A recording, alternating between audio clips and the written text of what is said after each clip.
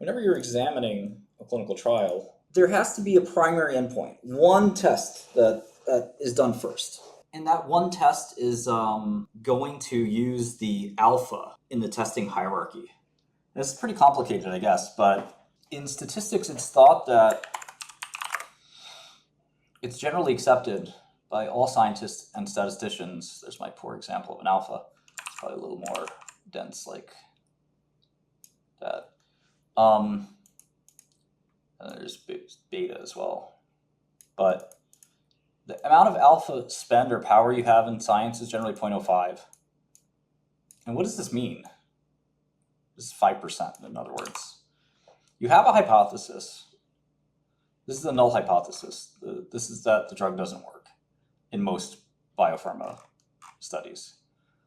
Your alternative hypothesis could be this, that the sample is higher than some value, that the blue is what's observed, and what you're trying to figure out is what is the probability that my observation supports either hypothesis? When can I reject the null hypothesis, and with what amount of certainty?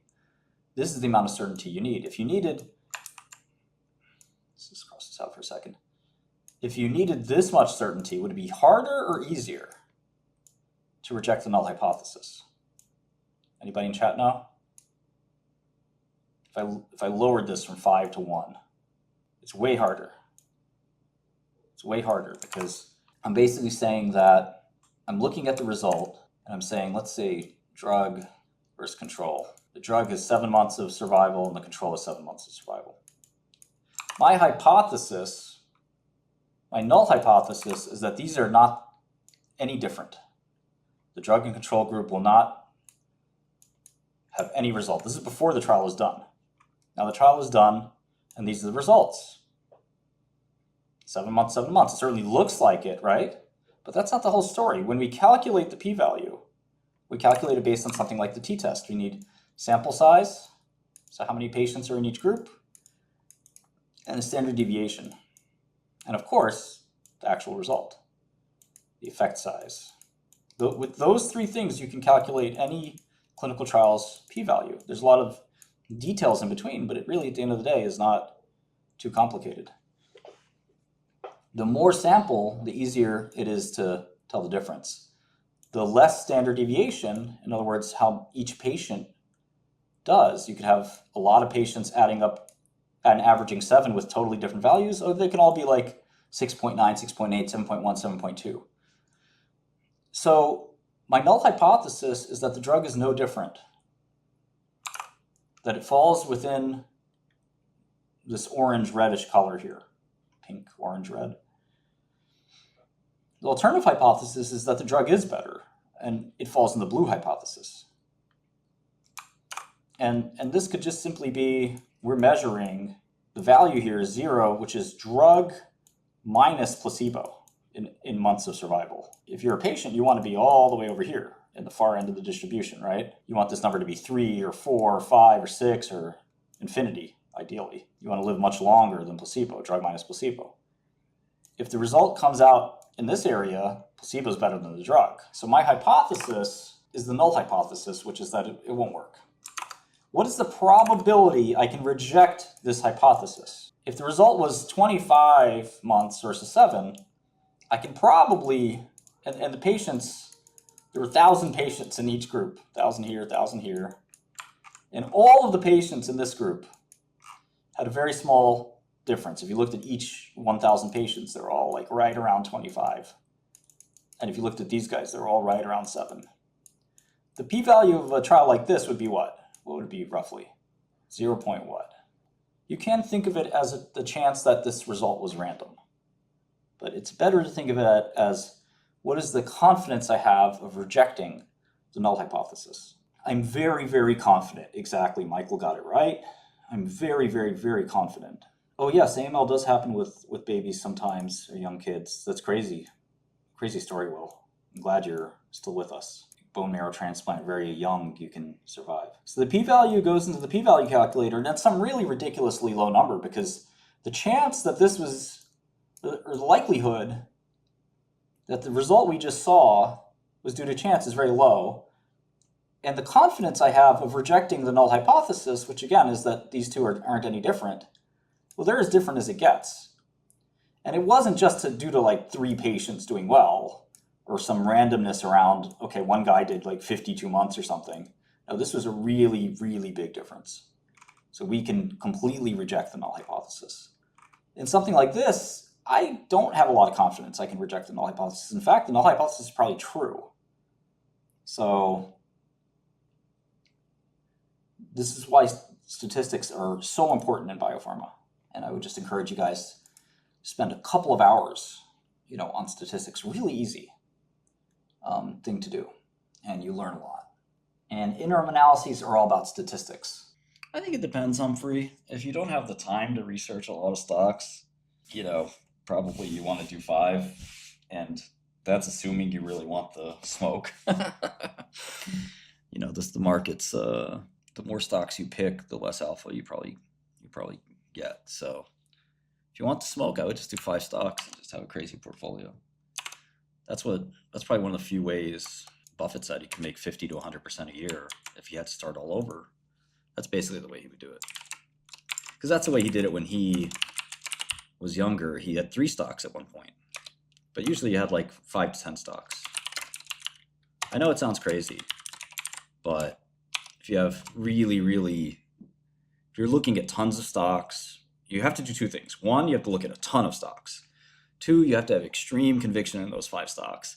So when you find stock number 6, it has to be able to be good enough to join the group of other stocks. Most people will say, okay, I can make 30 or 40% on stock 6. I'll add it to my portfolio. But we sometimes call this a hurdle rate. You have to say my hurdle rate is I need a double in every position I take. Otherwise, I'm not going to take it. I don't care if I can get 50%. I need at least a double. And if you just have that really rigorous approach, you can do really well. Yeah, I think that there's a couple of formulas. There's one that Steve Cohen kind of taught Wall Street.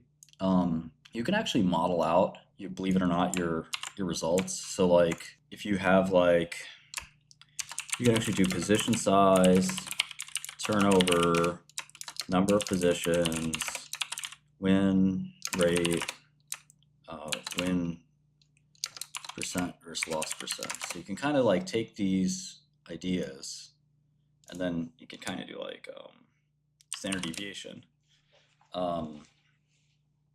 And you can actually do either Monte Carlo simulation or just plain numerical analysis. So there's a lot of ways to, you can figure out the formula. It's not too hard, but there's a lot of ways to model this. But in general, as position sizes go up, your portfolio standard deviation will go up because your individual positions are not going to hedge idiosyncratic risk. But turnover is one of the most misunderstood ones.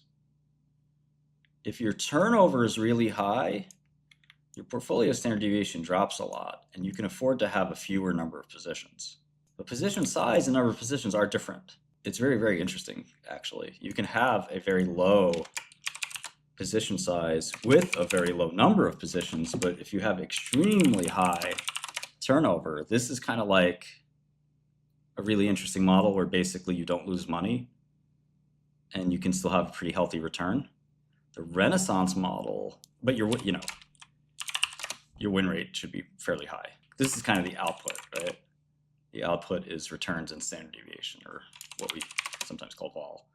So here, the returns are good and the vol is extremely low if you trade like this. Oh man, this is gold right here. Now, what most people do is say this, which is bad,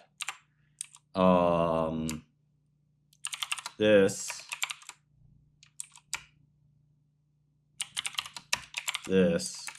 and this. And all this will result in is average returns with very high vol, which is not what you want. Yeah, getting in and out, correct. Which is completely misunderstood, which I can explain some other time, but it's the more you turn over your portfolio, the better, theoretically. Some people even call this velocity. But anyway, Renaissance. So this would be like, I can't even say the name of the guy, but you know, I don't know, very desirable. This would be average retail. Yeah, if you don't like to pay taxes, then sorry. Yeah, no, for hedge funds, they don't pay taxes at all, so they don't care at all. But I wouldn't worry if I were you about taxes. You know, you want gains, right? No, this is quant. No, what is this? This is the average retail, right? Oh, I just copied and pasted this, so this is the same as the average retail. So quant,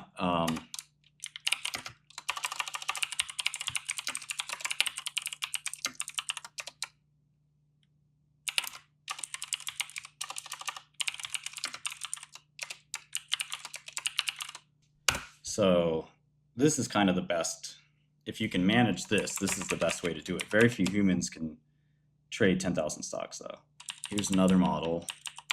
This is maybe Buffett.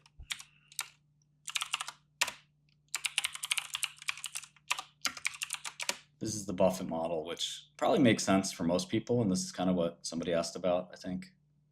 Or basically Humphrey. Then I'll show you kind of the Steve Cohen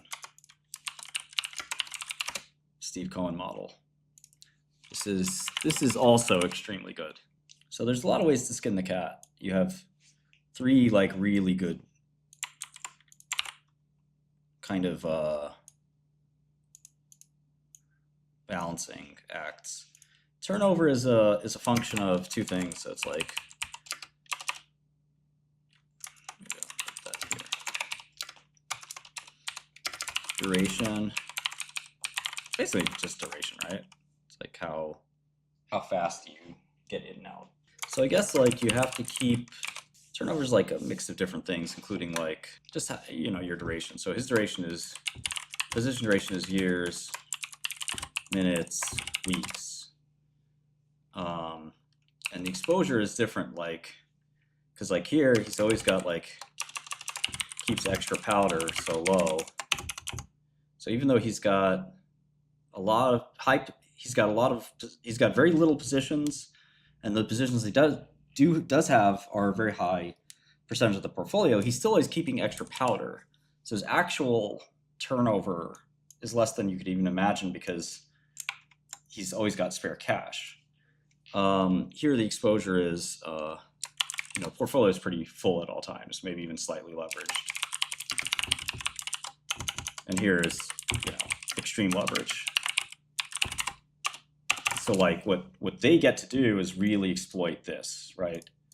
Their throughput is so high, and duration, because of the extremely low duration, and extremely high leverage, they basically have a money, it's like a money machine, and it's got extremely high throughput, but they don't win very much when they win. It's like a 50.1% win rate or something. So the engineers have to work on this. Whereas like Buffett's always looking at this. How do I add more high quality positions? So anyway, I hope that helps. So how does an interim analysis work? This is fun. This is really fun. In an interim analysis, so again, you have your primary endpoint. You can't change this. You have to pre-specify it. You can't decide after what the primary endpoint is. And the primary endpoint is survival, which is what it should be in cancer. It doesn't get any better than that, right? You decide what the alpha is for your primary endpoint analysis. Remember, we're going to do like something like a t-test at the end. Usually it's at the end, but instead we're going to do two tests. We're going to do one now, we're going to do one at the end. How does this work? This violates one of the key principles of statistics called multiple corrections, or multiple, it's really called Bonferroni's. It's called multiple comparisons or other names, but it just basically means that you can't, multiple hypothesis testing, whatever you want to call it. You cannot simply constantly query the data set over and over again until you find the result you want. If you change this to progression-free survival, or if you change this to patients who had, I don't know, certain characteristics, like you just say women in the trial, or people older than 75 or whatever. You know, that's the way most people, most fraudulent companies do things. You have to pre-specify it, put it in the ground and say, this is going to be the way I do it. And that's sometimes called the statistical analysis plan. You cannot change it. And 𝗏𝗃𝗧 did exactly that, as we saw earlier. So how do you do two of these then? That kind of violates the key principle of, well, I'm going to do some now and I'm going to do the test again later. No, it's perfectly fine. But you do have to take some hit. There's no free lunch. So instead of the alpha of that 5% null hypothesis rejection all going to one look, we sometimes call these looks, we're going to do 0.01 here. And for simplicity's sake, we'll just say we're going to do 0.04 here. So for the interim analysis, the hurdle is a lot harder. We have to be able to reject the null hypothesis with extremely high amount of certainty. And I showed you the t-test calculator earlier, right? On GraphPad, and you can go to GraphPad t-test. And with the interim analysis, 0.01, sometimes it's even 0.001 or 0.05. Yeah, the SAP has to be published correct, and sometimes it's not published for investors. So it's really frustrating for us because we don't know what the power is. So anyway, let's say its mean is 8 months and control is 6 months. Pretty good result, right? That's a 33% improvement in survival. I mean, how could that be bad? Well, we're not basing it on all 60 patients, right? We're only basing it on 60 events. So 30 and 30. The p-value here is 0.0577, not even enough for the full analysis alpha. So it would have to be really low standard deviation, really high mean. This would technically fail as well. It's above 0.01. It has to be below 0.01. So maybe it would be, I don't know, 8.5, 2.5, and 2.5.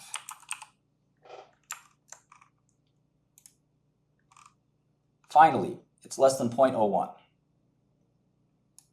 So 0.05 is typically the threshold, but you can do an interim analysis and decide that we're going to do a partial analysis. Now, t-test is not really how you describe this kind of test.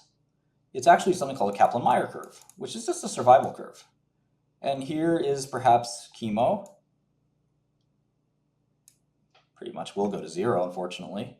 This is overall survival in months. Well, let's say, I don't know, this is 6 months. So this would be, what, 3 months? And this would be like 1, 2, 3, 4, 5, that kind of thing. Okay. Well, the hope is that drug will do something like this. You know, obviously, if it can do something like this, it'd be great. But, you know, that would be literally a cure. But chances are, you know, it's going to do something like this. We don't want it to do something like this. Now, if you went to college, you probably know what we're looking at here. This is kind of reminiscent of, does anybody know? I know somebody knows. Kind of reminds me of a calculus class I once took. Does anybody know what this is called? Yeah, it's an integral. So it's the area under the curve, exactly, Chloe. There's an area under the curve here that's higher. So if yellow is the control group, just chemo, the blue is almost like we add more survival. And it's important to figure this out because one of the problems with a t-test, why do we do this? Well, there's a reason. One of the problems with the t-test is if you just look at median, for example, let's do it again. I'm so bad with my mouse. Let's do this again. And here's drug, here's control, moseying along, and here's drug. Well, if we just look at average or mean, look at mean, mean is going to be around here. And on mean, there's no difference. Average, maybe average cuts around here. But even average doesn't really explain this. This is basically like, look, most people are going to go the same way of chemo. Half the people are going to just die the same amount of chemo, right? This much is the same. There's no area under the curve change. It's imperceptible. But look at all this. Some people will do really well. And mean and median don't really pick that up that well. Everyone trades differently. You can make money in technical analysis. It's just not my method, right? So my method is similar to what Carlyle, I like Roblox. So my method is similar to what Carlyle or Berkshire would do, which is, you know, would I buy this business today? And for the price that it's trading at. It's not my job to look at a stock chart and see, can I quickly buy or sell some stock and take advantage of some psychological phenomenon in the marketplace. That's not really what I want to make a living doing either, if you think about it. It's not really a sustainable way to make a living for me, at least. It is for others, of course. But for me, I want to grow up to the point where, like Buffett, I have to buy the company and own it and run it forever. And I've done that before in pharma. So for me, the best analysis is that, not so much like, oh, will this stock go up tomorrow, or will it go down tomorrow, or whatever. Like that to me is like not really that interesting, because the only way to make a living off that is to either be extremely good at it so that you make high returns, or you manage other people's money, which I don't really want to do. I tried it, I didn't like it. I wasn't even that good at it. So for me, the M&A form of investing is very enjoyable. I'm good at it. And you can scale it really big. And you need to find a milieu where you can survive, a setting where you will survive. Because otherwise, if you pick a setting that like you're prone to disaster in, like trading is easy to screw up. Most traders lose money, especially retail, because you double down on a stock. There's so many little mistakes you can make, and before you know it, your account's gone. You may be better off, you know, with a different form of investing. And that's not just for, you know, that's 90% of people can't control their emotions. It's not easy. Most of the data has matured, right? Like if you're a patient here, every patient that dies, the thing goes down a little. And if you zoom in really closely, you can actually see each patient dying. This is kind of what they look like until all 66 have died, but some may not die. We hope they don't die. These are our brothers, fathers, mothers, sisters. So it looks something like that. Each decrement, each time the chart goes down a little unit, a quanta. But we don't know where the patient's at, and that's where there's something called censoring. And if you look at these studies, you'll see this little thing, see these funny little lines like this. And what do they mean? Is that patient's still alive? All these censored patients will turn into, unfortunately, someday, will turn into lines that go down. So here's where they're at in the world. So these patients go on in time. These patients go down in time. So when they die, the chart drops. So it depends on how many patients have actually are being censored still. So the results kind of come in. I don't know if this makes sense, but the results kind of come in over time. That's, you want to learn my edge?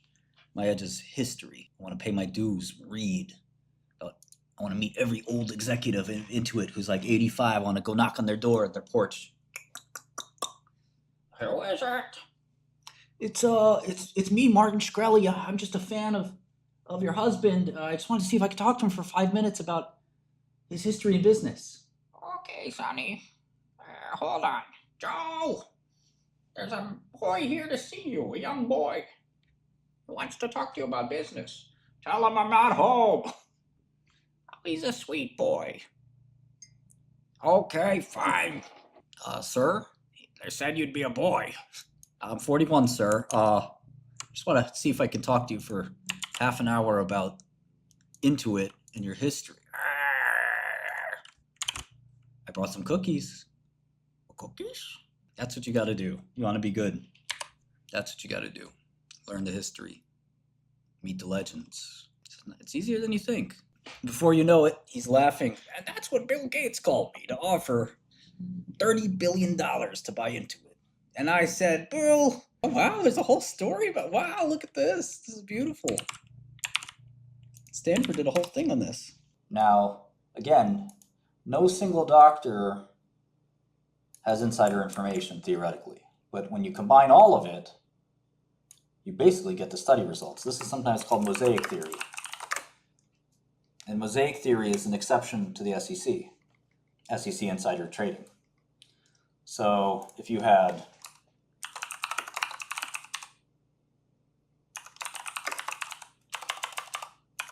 and remember, it's an open label study. Normally this wouldn't work because it's blinded. This is not blinded.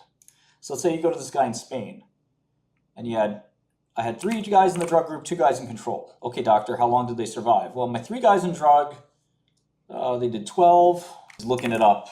Hold on, I got a patient. 12, 15, 18. Wait, how about placebo? 11 and 9. All right, thanks, doctor. Those NICS tickets will be right there. I'll put them with your receptionist. See you later. And then you do the same with the German. And he's got 10 patients here and 6 patients there, 11, whatever. And you add it all up. But just because this guy had good results doesn't mean this guy's going to have bad results. So you really would have to go after all of them. It's not easy. But apparently I think this guy enrolled a lot of patients. So I would probably start with Dr. 𝗔𝗤𝗓𝗏.